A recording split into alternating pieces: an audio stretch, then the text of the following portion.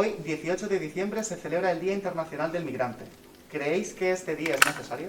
Sí, creemos que es necesario, ya que bueno, es un día para recordar que nuestros vecinos, nuestras vecinas, las personas con las que convivimos diariamente, son personas que también proceden de otros países y que bueno, con las que vamos a compartir muchas cosas. Y además también es un día para reunirnos diversas entidades que trabajamos con este colectivo, o también personas que estén involucradas en estas acciones, para también recordar que bueno, pasan por diversos problemas y también que nos llevamos muchas más cosas de las que nos creemos. Bueno, Isabel, Paula, ¿qué os llevó a fundar Compartiendo Vidas? Bueno, pues realmente lo que nos llevó a fundar Compartiendo Vida fue que a través de diversas actividades o voluntariados que fuimos realizando, tuvimos la oportunidad de conocer este colectivo, que al final eran niños y niñas que estaban en centros de protección de menores y que bueno, de alguna forma nos motivó a querer realizar diversas acciones o actividades con ellos, ya que vimos diversas problemáticas o situaciones difíciles que estaban pasando y que al final pues sí que fue el interés nuestro de poder aportar algo y cambiar de alguna manera. Y también es verdad que los conocimos a ellos y nos llevamos un montón de experiencias súper bonitas, y entonces fue también el impulso, ¿no?, al final a hacer algo, nosotros a aportar algo. Claro. Así nació. Bueno, ¿y qué funciones realiza la asociación Compartiendo Vidas? Bueno, pues Compartiendo Vidas nos enfocamos en 3 líneas de trabajo, realmente. La primera está más enfocada al tema de la educación, realizamos actividades culturales, de ocio y tiempo libre, también un poco viendo el perfil de estos chicos que son jóvenes y creemos que lo necesitan.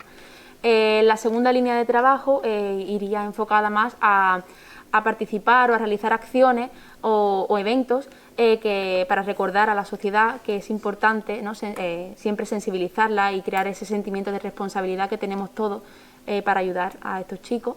Y la tercera línea iría más enfocada a actividades, ¿no?, a acciones donde las personas, de forma individual o personal, puedan contribuir en acciones benéficas, por ejemplo, como hace poco el año pasado hicimos un torneo benéfico, o aquí en la misma Universidad de Cádiz, una recogida solidaria. Antes habéis mencionado el perfil de estos jóvenes. ¿Podríais contarnos un poquito más acerca de esto? Sí, nuestras actividades están destinadas a niños, es decir, menores de edad, que vienen de otros países a España, que no tienen una red de apoyo familiar aquí y que están tutelados por centros de protección de menores. Y también seguimos trabajando con ellos una vez que cumplen 18 años y tienen que abandonar estos centros de protección y se encuentran un poco más desamparados. Entonces ahí continúa nuestro apoyo en esa etapa de emancipación. Respecto a los niños, niñas y adolescentes no acompañados, anteriormente conocidos como MENAs, ¿podríais explicarnos qué son y si consideráis correcto o positivo el cambio de término? Vale, pues con respecto a la primera pregunta, son niños, realmente al final, niños y niñas que vienen solos de otros países, proceden de otros países, y cuando llegan al país de acogida, la tutela la tiene el Estado, ya que son menores. Entonces entran directamente en un centro de protección de menores.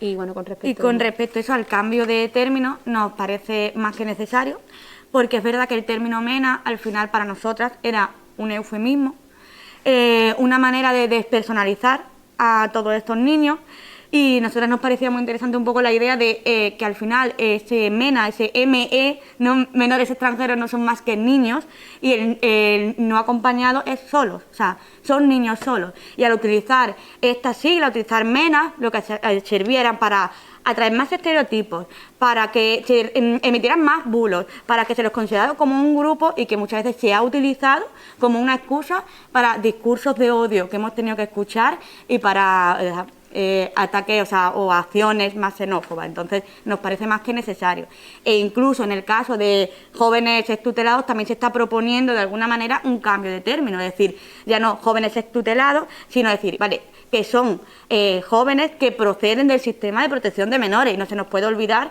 que han estado tutelados por la administración y que llegan un día en la que de alguna manera quedan más desamparados. Desde vuestra experiencia, ¿podríais decirnos cuál es la situación jurídica de estos jóvenes? A mí me parece una pregunta muy, muy interesante, porque seguramente sea el tema que más se pone sobre la mesa y el tema más preocupante a la hora de facilitar su integración aquí. Bueno, no hay que olvidar que cuando ellos están en los centros de protección de menores, están en situación regular, ¿vale? Tengan o no tengan la documentación en ese momento, porque están tutelados por la administración. El problema viene una vez que cumplen los 18 años y tienen que abandonar el centro de protección de menores. Es cierto que, según la ley, es obligatorio que ellos salgan con un permiso de residencia, ¿vale? Antes ese permiso de residencia tenía otro problema, que cuando salían con él no les permitía trabajar, no estaban autorizados a trabajar. Es cierto que se agradece el cambio que ha habido por el Real Decreto de este año, en el que se entiende que aquellos chicos que tengan entre 16 y 18 años, es decir, estén en edad laboral, según se establece legalmente en España, pues que tengan también ese permiso de trabajo y que se haga de manera automática. Entonces se espera que estos chicos que vayan saliendo ahora, que ya tengan permiso de residencia y trabajo. De todas maneras, quiero decir, se espera, porque lo que nosotros nos hemos encontrado en muchos casos era que ellos salían sin un permiso de residencia e incluso salían sin un pasaporte. Es decir, de alguna manera se arrojaban un poco a la irregularidad habiendo sido regulares. Y eso seguramente sea lo más preocupante. Y por otro punto muy importante es que una vez que quieren renovar ese permiso de residencia o que quieren solicitarlo porque han entrado por otra vía, como el arraigo, encuentran el problema de que les piden unas condiciones muy difíciles, como tener una oferta de un contrato a un año entero a jornada completa. Y eso no es la realidad con la que nosotros estamos conviviendo ahora, directamente como nacionales de aquí. O sea que es muy difícil que ellos puedan regularizar esa situación. Respecto a la situación social de estos jóvenes, ¿diríais que es un colectivo vulnerable y están discriminados? Yo creo que sí, creemos que sí, ya que realmente estos jóvenes, estos niños, vienen ya con una desventaja, bueno, muchas además, pero una principalmente es que no cuentan con esa red de apoyo, esa familia, esos amigos que han dejado atrás y que ahora aquí en este nuevo país no tienen.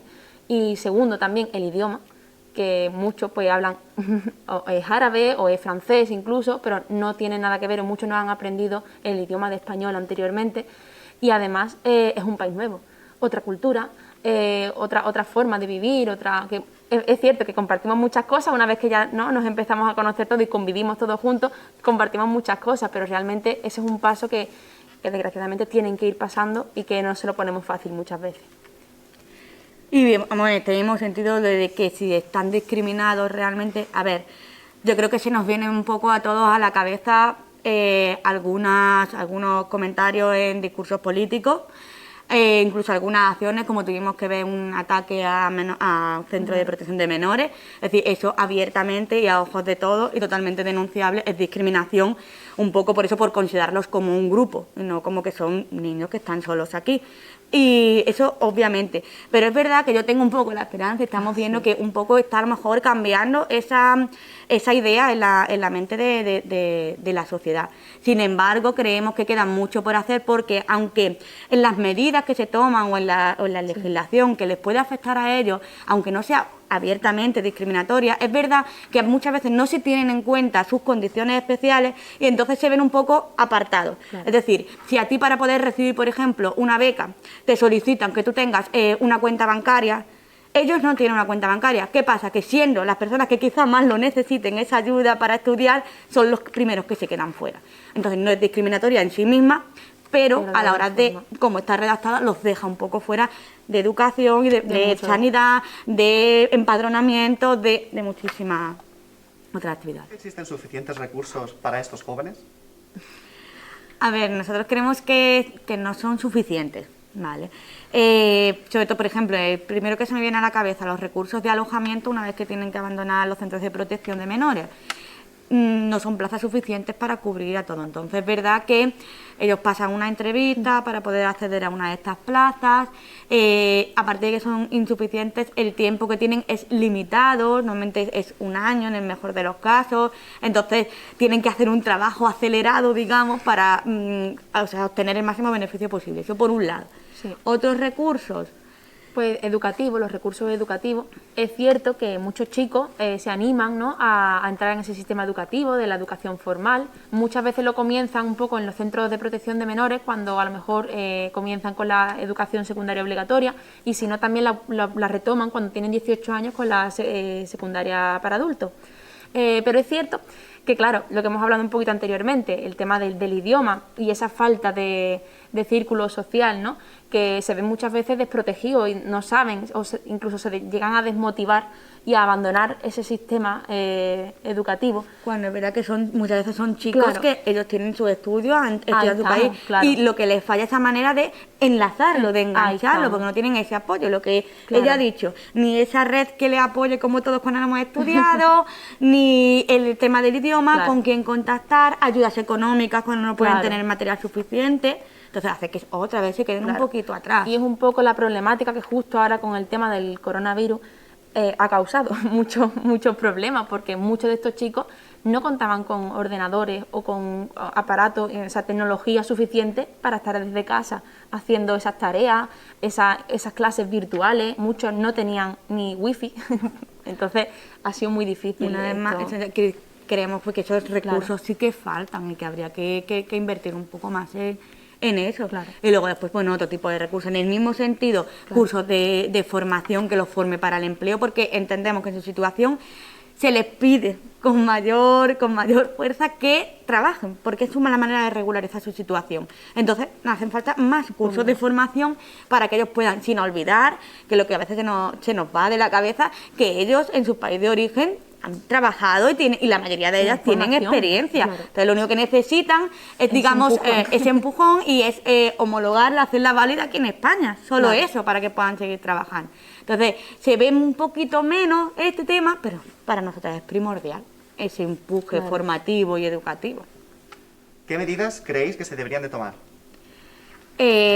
Creemos que se deberían tomar nuevas medidas para mejorar la situación de estos chicos.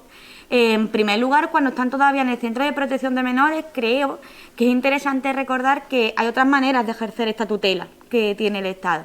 Es decir, que no todo tiene que ser directamente un centro de protección de menores donde hay muchos chicos de muy diversos sitios con diversas problemáticas, en algunos sitios con los centros sobrecargados, sino que debería priorizarse, invertirse en fomentar la acogida familiar, que esa tutela la ejercerán Claro.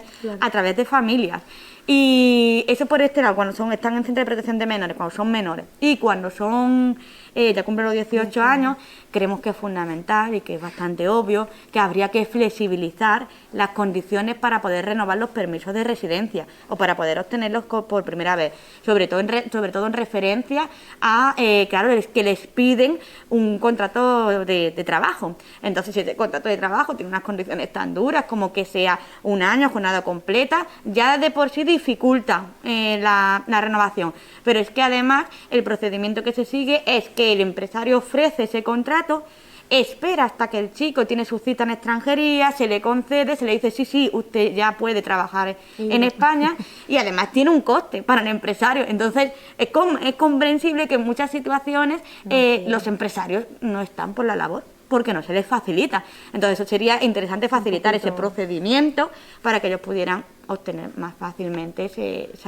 permiso de residencia. Claro, y también el tema de los recursos, como hemos hablado anteriormente, que es cierto que, bueno, como ha dicho mi compañera Paula, en los centros de menores facilitar otro tipo, ¿no? Como por ejemplo que estén con una familia, o que los centros de protección estén más adaptados, aunque sea con menos plazas, o que sea un lugar donde un niño pueda crecer o pueda desarrollar su personalidad y todas sus actividades físicas y emocionales.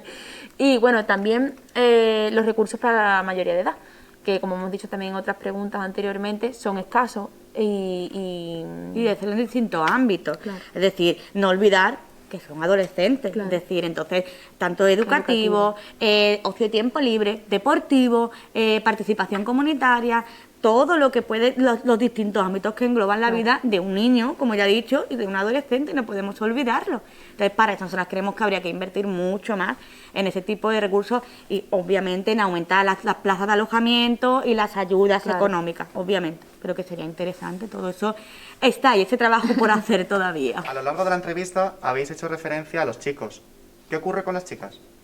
Bueno, es una pregunta interesante Sí. porque es cierto que nosotros hemos trabajado con chicos, pero es verdad que un porcentaje muy alto lo constituyen chicos, Sí.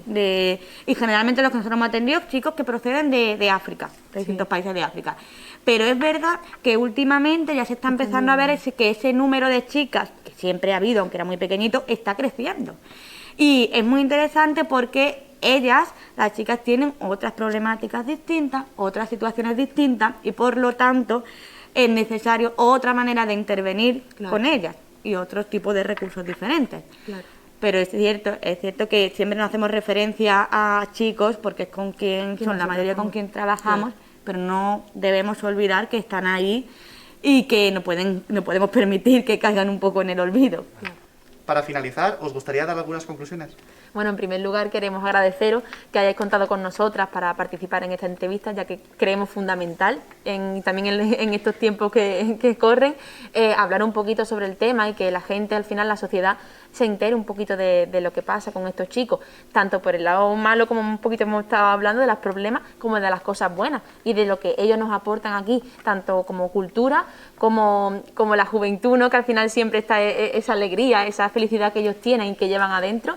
Y también, bueno, hasta en el trabajo, que creo que siempre nos va a hacer falta a nosotros como país o como sociedad o como barrio tener a estos chicos aquí con nosotros. Y nada, pues lo mismo que a todos los que nos estéis escuchando, pues animaros a que si tenéis cualquier duda, cualquier idea, que queráis participar, que estamos aquí para eso, que estamos abiertos a todo el mundo y que os animamos a que hagáis voluntariado, es maravilloso, vais a aprender un montón, os vais a llevar un montón de cosas bonitas y nada, y que creemos que todos juntos, pues así es como se van cambiando las cosas poquito a poco.